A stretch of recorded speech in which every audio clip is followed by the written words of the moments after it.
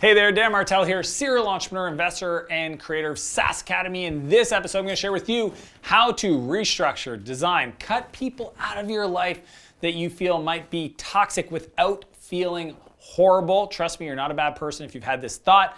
And be sure to stay to the end where I'm going to tell you how to get access to my Dream 100 training. It's a specific framework to help you rebuild your network of positive people to help support your dreams and your goals.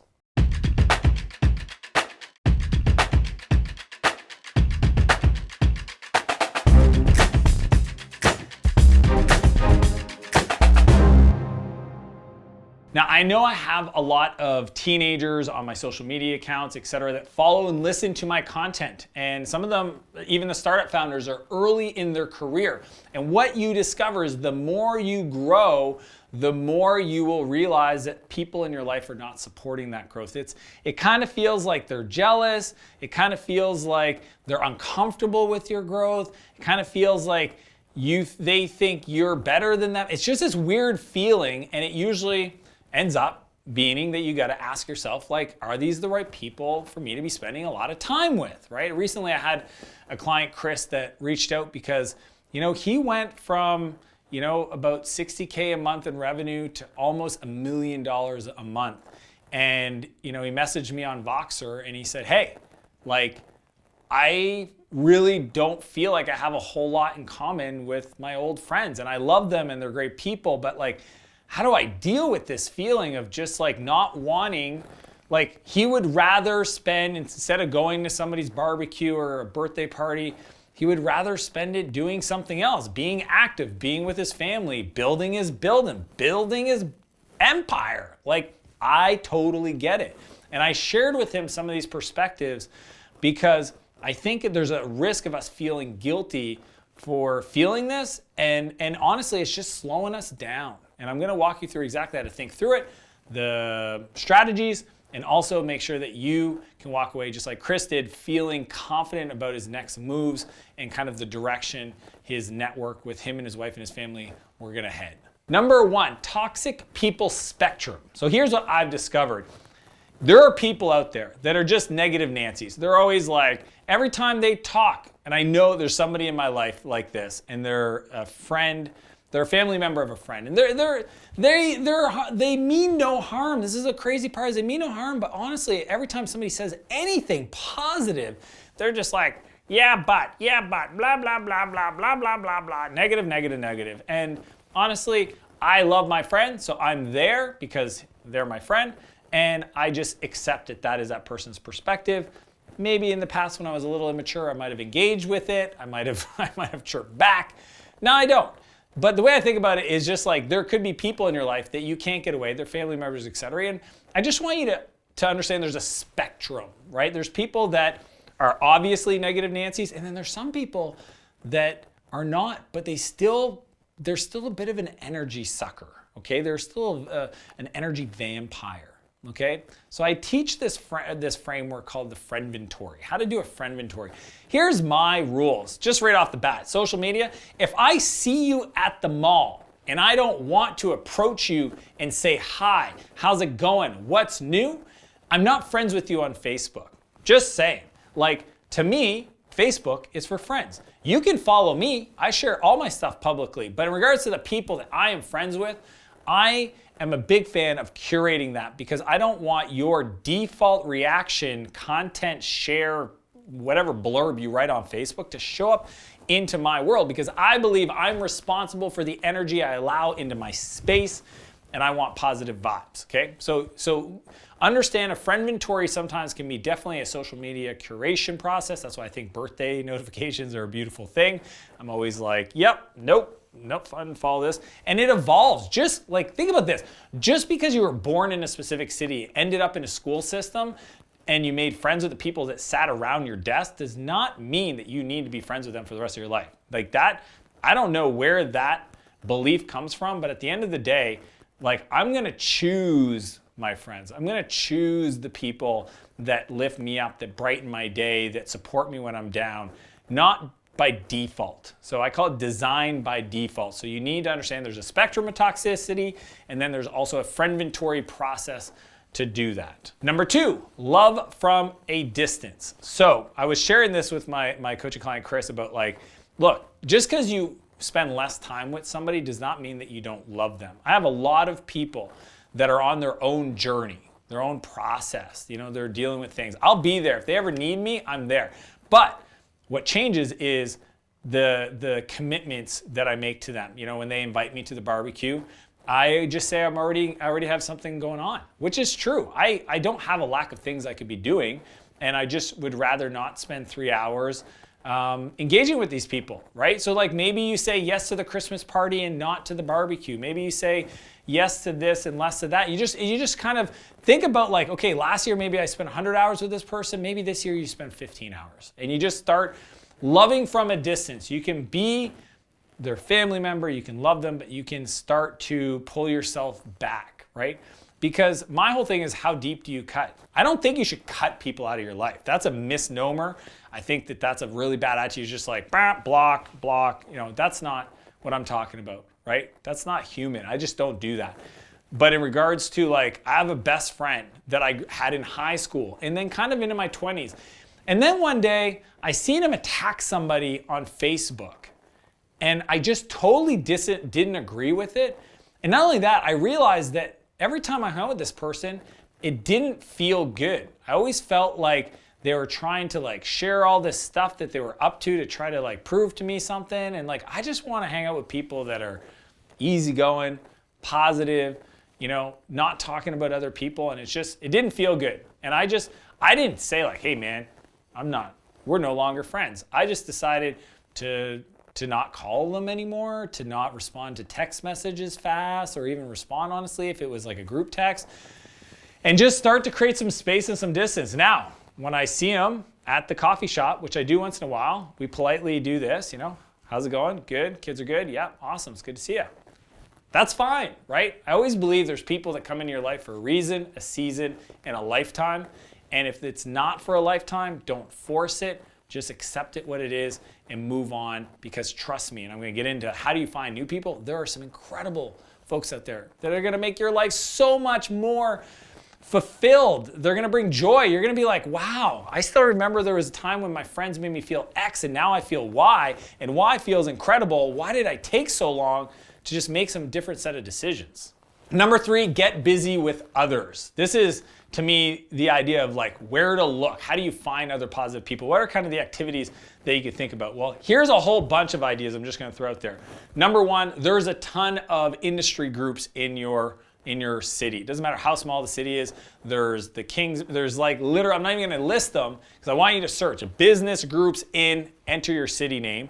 So there's that. There's nonprofits, right? If you have an interest in an area of your business, people who volunteer for nonprofits, surprise, surprise, they're ridiculously good people, good hearts, passionate, positive, etc. So I'm a big fan of nonprofits, maybe even sitting on a board, joining other sports leagues. So what happens with a lot of folks, and my client, Chris, he's an introvert, right? So he's like, I'm not somebody that's outgoing and want to make new friends. And I said, look, if you just put yourself on a team sport, even if it's like, this is a crazy thing, Chris, you might have to say hello, okay? Like because he was into, hunting. I'm like, if you go to the gun range and you look over and somebody makes eye contact, you're going to have to say the words, how's it going?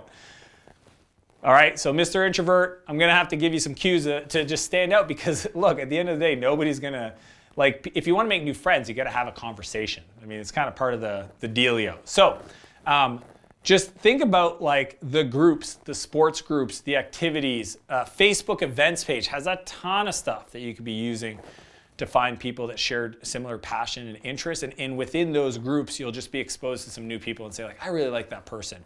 And decide to like, hey, are you free Saturday morning?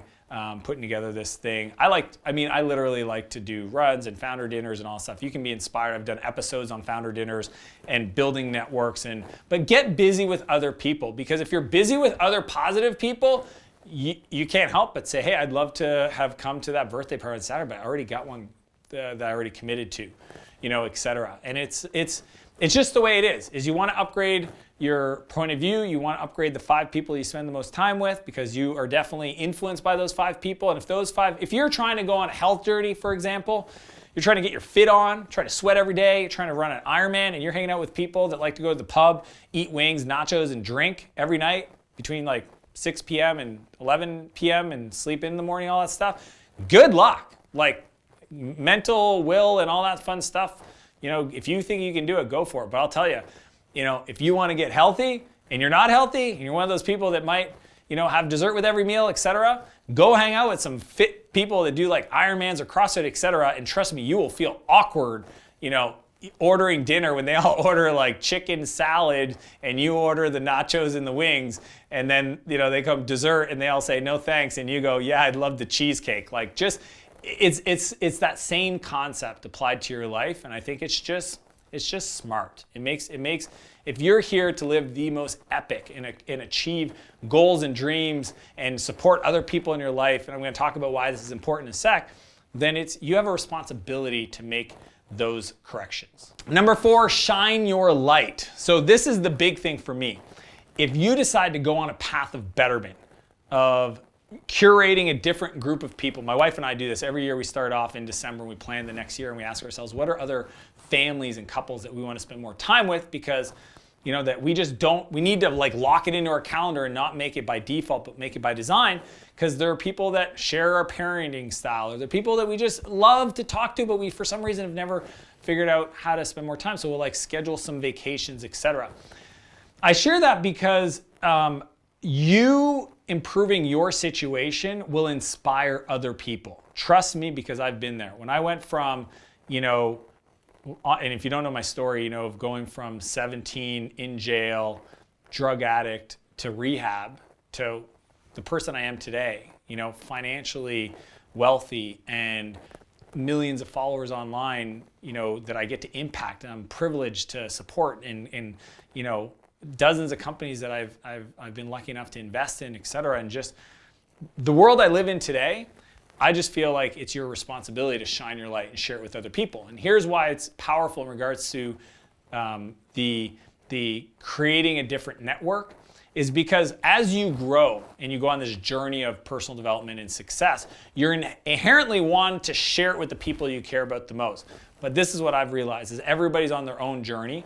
And unless they ask you, it's actually rude and gives them 100% reason to think you're a dink, to always like being like, every time I hang out with Dan now, he's always talking about his workout stuff. He's always talking about his business. He's never asking me any questions about me. He's always telling me all the things I got to change in my life. It's like, don't be that guy, okay? Let's call that person, I don't want to give a name because I have so many friends with names. Don't be that guy. Don't be the person that is always criticizing other people, because now you gotta, I remember my buddy, okay? He lost like 35 pounds. And all of a sudden, he was the fitness expert, talking about this person that's overweight and this person that's not doing anything. And I was laughing because 6 months ago, you were that person. And all of a sudden now, 6 months later, because you lost some weight, you're feeling confident to just criticize all these people. And it's just, don't be that person. Shine your light. Be the example. I got this from my buddy Jesse Elder. Jesse Elder shared this. It's the tugboat versus the lighthouse. And the lighthouse, functions the same function as a tugboat. Tugboat goes out if the ship is off track, your friend's off track, and you're bumping into it, trying to realign it and get back on track in your life. And you're like, you're the preacher, okay? You could do that, but guess what? They don't want it. It sucks. You're banging in the side of them. It takes a lot of energy and it's frustrating. What I encourage you to do, which is how I live my life, is be the lighthouse. Be the example. Shine your light as bright as possible. And guess what? It'll help other people see where there's pitfalls. Okay? They'll avoid the big rocks of life. They'll also be inspired because they'll see what you're accomplishing, and they'll know where you came from, and they'll be inspired by the fact if that person who I wrote off in high school, trust me, I'm speaking from experience. Literally, I have people that message me every day on Facebook that I haven't talked to in 20 some years, and they're like, I can't even believe that the person that was in my class is I don't get it. What did you learn? What happened to you, right? Because it's like, it's just, they're not even the same thing. And I just, I jokingly say to a lot of people, like, my growth game is strong. If I haven't seen you in a while, let me reintroduce myself. My name is Dan Martell. And I don't say that arrogantly. I say it because I'm proud of the work that I put into myself. And if you have the ability and the privilege to, go after your dreams and get to a point where you're trying to restructure your friend group to support you, be loud and shout out loud. Share on social media what you're doing to improve your life. Don't do it one-on-one with people that don't ask for it. However, when they finally send you that message and say, hey, John, Brad, Chris, whatever your name is, Lisa, Megan, Lauren, how did you do that? I want you to take the time to explain to them, because it's very few and far between actually that people will do that. And that is the idea of shining your light. So how do you cut people out of your life without feeling horrible? Number 1, toxic people spectrum. Assess. Number 2, love them from a distance. Number 3, get busy with others. And you don't have any time for them anyway. And number 4, shine your light as bright as possible. So as I mentioned at the beginning of this episode, I want to share with you an exclusive resource called the Dream 100. It's a training I created for my coaching clients to help them understand the 100 people that you should identify that would literally transform your life. And it's the 10 mentors, the 30 advisors, and the 60 peers. Now don't worry, I'm going to teach you how to find those peers and advisors in your neighborhood. You can click the link below to download that specific training, get access to that. That is my gift to you. And if you like this video, be sure to subscribe to my channel. Click the notification bell so when I upload every week. Every week I want you to get notified so you don't miss out on that. And as per usual, I really today, I want to challenge you to live a bigger life and a bigger business. And I'll see you next Monday. Test. Yo, what's up everybody? Blah, blah, blah, blah, blah, blah, blah.